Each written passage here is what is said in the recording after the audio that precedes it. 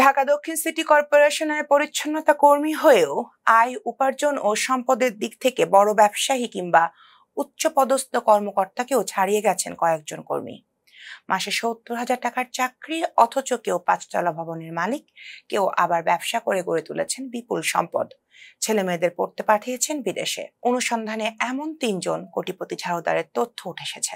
এই ৩ জন হলেন আব্দুল লতিফ, আব্দুল জলিল ও এখলাস। তারা শুধু পরিচ্ছন্নতা কর্মী নন, দীর্ঘদিন ধরে ইউনিয়নের নেতার ভূমিকাতেও আছেন। তাদের বিরুদ্ধে জমি দখল, চাঁদাবাজি ও জালিয়াতির অভিযোগ রয়েছে। আব্দুল লতিফ দক্ষিণ সিটি কর্পোরেশনের পরিচ্ছন্নতা কর্মী হলেও বর্তমানে স্কেলিং ভেঞ্চার্স অ্যান্ড ওয়ার্কার্স ইউনিয়নের সাধারণ সম্পাদক এবং ওয়ার্ড আওয়ামী লীগের সদস্য ছিলেন। কর্মজীবন শুরু করেছিলেন ঝাড়ুদার হিসেবে, অথচ এখন হাজারীবাগে ৬ তলা ভবনের একাধিক ফ্ল্যাটে বসবাস করেন। তার স্ত্রী স্বীকারোক্তি অনুযায়ী ভবনের একটি ফ্ল্যাট তাদের মালিকানাধীন। অনুসন্ধানে জানা গেছে, দলীয় প্রভাব ও ইউনিয়নের নেতৃত্ব কাজে লাগিয়ে গত ১৬ বছরে তিনি সংগঠনের সদস্যদের কাছ থেকে প্রায় ৭০ কোটি টাকা চাঁদা তুলেছেন। সিটি কর্পোরেশনের কোয়ার্টার পাইয়ে দেওয়ার নামে এক ভবনের বাসিন্দার কাছ থেকে নিয়েছেন আরো ৪৮ লাখ টাকা। ঢাকায় আরো ২টি ফ্ল্যাট, কুমিল্লার হোমনায় একাধিক সম্পত্তি, দোকান ও ফার্মেসির মালিক তিনি। তার ছেলে পড়াশোনা করছেন কানাডায়।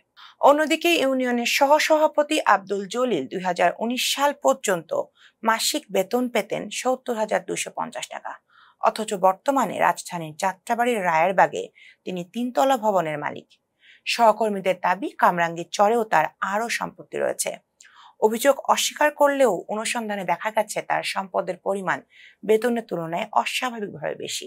এদিকে পরিচ্ছন্নতা কর্মী এখলাস কেরানীগঞ্জের খোলামোড়া এলাকায় ৫ তলা ভবনের মালিক। পাশেই নির্মাণাধীন একটি ভবনে রয়েছে তার শেয়ার, অথচ এখনো সিটি কর্পোরেশনের কোয়ার্টারের ফ্ল্যাট দখল করে বসবাস করছেন তিনি।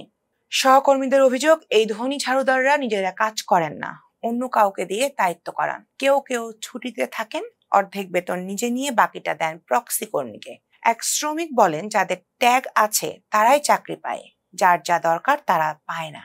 অনুসন্ধানে আরো বেরিয়ে এসেছে, দীর্ঘদিন ধরে আওয়ামী লীগের রাজনীতির সঙ্গে যুক্ত থাকা এসব ঝাড়ুদার এখন বিএনপির নেতৃস্থানীয় পরিচিতি পাওয়ার চেষ্টা করছেন। অভিযোগে রয়েছে রাজনৈতিক প্রভাব ব্যবহার করে তারা অর্থ ও ক্ষমতার দখল নিয়েছেন।